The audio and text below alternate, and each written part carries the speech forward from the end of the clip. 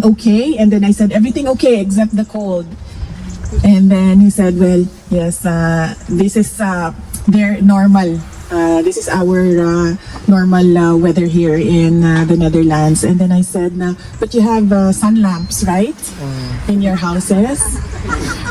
Sabi niya, well, mine, we do not have sun lamps, but I heard that they're good, they're very good, the sun lamps. And then I told him, my friend who lives in the Ireland, they have a sun lamp in their house. And then it gave him an idea, and he said that maybe I'll get one for my wife this Christmas because I heard that sun lamps are good. So, I think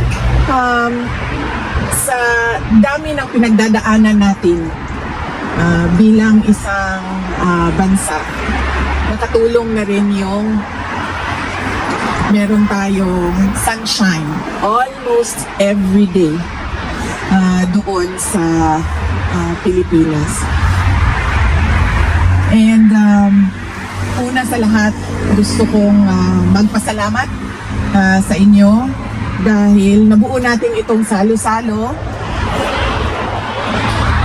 dito ngayong araw na ito. And syempre, hindi ito mabuo kung wala yung presence ninyong lahat. At ibig sabihin na nandito kayo, you took time out of your day to make it here and pray for former President Rodrigo Duterte, and of course celebrate the Christmas spirit with your fellow Filipinos. Marami sa inyo ang hindi tiga-Hague, mga tiga-ibang bansa dito sa Europe. Some travel 200 kilometers, some travel 7 hours in a bus, no? Na napakahirap dahil yung paa mo, hindi ma-stretch yung paa mo for 7 hours. And meron sa inyo may trabaho, pero dinala yung trabaho dito ngayon sa ating salo-salo. So iba-iba yung sitwasyon, pero everybody made time for former President Rodrigo Duterte. And we as member of the family, I would like to thank you all for your effort and for your passion to show the world your support to President Rodrigo Duterte. Ang second, ang pangalawa ay ang mensahe ko para sa inyong lahat ngayong Pasko. This is something as well that I discussed with President Duterte because he was asking about how is the family, kumusta ang mga bata. And I said to him earlier, kung meron ng problema, sabi ko, okay na ganun lang dahil wala sa kanila ang merong sakit. Dahil ang pinakamalaking problema talaga ng mga pamilya at ng mga tao is ang magkasakit. Dahil walang solusyon sa sakit sa terminal illness, sa stage 4 cancer. Yun yung mga problema na walang solusyon. All the other problems ay nagagawa natin ng paraan, nahahanapan natin ng solusyon. Pero yung magkasakit, yun yung mahirap para sa isang tao at para sa pamilya. And that is my Christmas wish for everyone, that you are always granted by God good health. Amen. In always, every day of your lives, particularly for the year 2026. At yun din ang sinasabi ko lagi paulit-ulit, something na hindi nabibili ng pera, yung good health. Dahil meron talagang mga sakit na wala ng gamot, diba? So kahit gaano ka pa kayaman, kahit gaano pa kaganda ang access mo to the best healthcare in the world, pero pag wala na talagang gamot, kahit gusto mo pa mabuhay, ay time is up ka na talaga sa Diyos. Kaya it is something that is very precious to everyone, and I hope that you will always be in good health. In fact, si President Duterte nag-aalala sa inyo lagi, ilang beses sa pagbisita ko ngayon, mga 3 beses siya nagsabi, sabihan mo sila na huwag silang mag-antay sa lamig dahil magdadala ng sakit sa kanila yung lamig. At syempre, meron ding mga sumagot sa inyo na sanay na kami sa ganito na weather.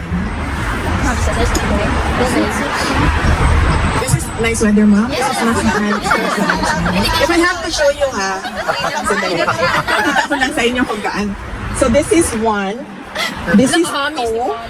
Ay, kung ano siya, ma'am? Inner. Thermal. And this is 2. This is 3. And this is 4. 4 layers ito siya. Plus the scarf. Sa baba, ganun din. 1, 2, 3 layers ito siya sa baba. Ang aking medyas ay 2 layers. Gustuhin ko siyang maging, kasi may pumapasok pa konti eh. So gusto ko siya gawing 3. Kaso hindi na kasya ang sapatos. Masakit na siya sa kuko. So hanggang 2 layers lang ang... And yet, malamig pa rin siya. Pumapasok pa rin yung lamig. So this is not good weather. I'm excited to go home. Truly excited to go home. And going back to my Christmas wish, yan yung sa inyo, good health. And of course, to your loved ones, to your family members, syempre good health. But I also wish them a joyful Christmas with you online or with you going back home and spending Christmas with them. The Noche Buena with them. Noche Buena with them.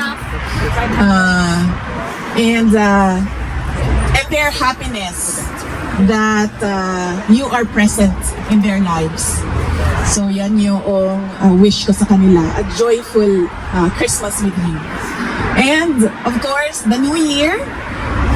You know, when we ring in the New Year, we are always filled with hope that the New Year will bring better things than the previous year.